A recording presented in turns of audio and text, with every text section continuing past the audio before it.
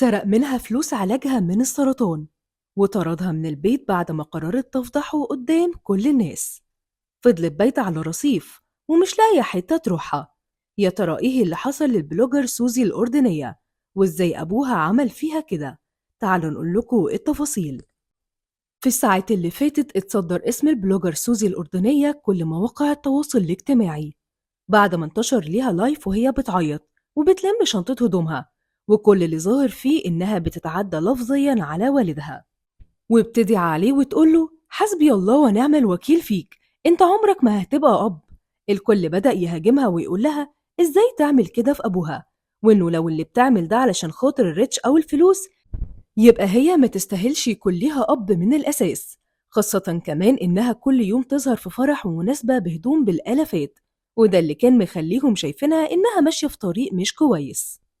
وفاكرين إن والدها كل مشكلته معاها إنه بيحاول يمنعها عن الطريق ده. لكن الصدمة كانت لما نشرت الفيديو اللايف الكامل والحقيقة كلها بانت، وهي إن أبو سوزي سرق منها 50,000 جنيه اللي فضلت تجمعهم علشان خاطر تتعالج من السرطان، وإنه المفروض كانت تعمل عملية لإزالة الورم في أقرب وقت، لكن بسبب إنها ما كانتش معاها المبلغ ده فضلت تأخر في العملية على قد ما تقدر، ويوم ما جمعته أبوها خدوه منها.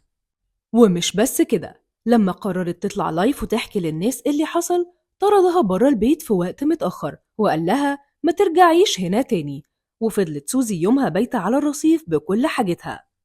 وكمان كان بيحاول يعتدي عليها بالضرب، لكن كان في حد من ورا الكاميرا بيمنعه إنه يعمل كده.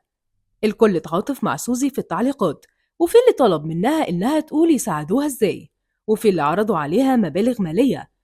أو إنهم يدفعوا ليها حساب المستشفى، وفي اللي عرضوا عليها إنها تقيم عندهم لحد ما تلاقي مكان. لكن برضو كان في فئة شايفة إنها غلطانة في طريقة كلامها مع باباها، وإنه مهما عمل ما ينفعش تكلمه كده، وهاجموها على الألفاظ والدعوات اللي صدرت منها،